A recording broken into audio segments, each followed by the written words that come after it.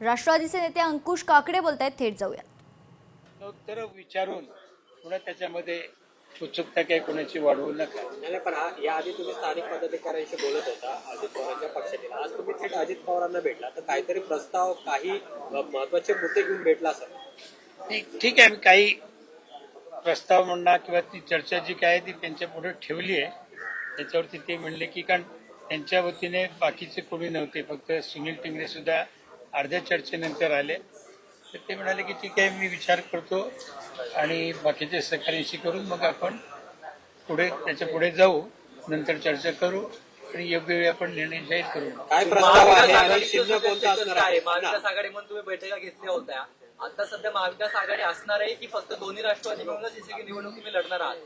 नाही, त्या बाबतीमध्ये एक लक्षात घ्या की काल काँग्रेसने अचानक त्यांचा निर्णय बदलला, त्याच्यामुळे सगळा सिनेरिओ बदलला गेला.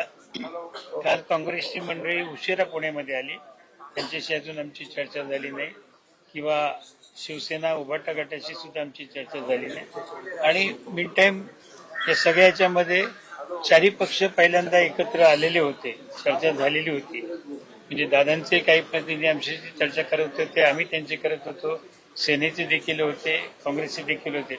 पण आता ते सगळं चित्र बदललं गेलं असल्यामुळे काही नाही. दादांशी जी चर्चा झाली त्याच्या बाबतीमध्ये दादा आणि आमचे आणखीन एक चर्चा होईल आणि संध्याकाळपर्यंत काय तो आमचा निर्णय सांगेल. लोकशाही मराठी ऐका, पहा, जागरूक रहा.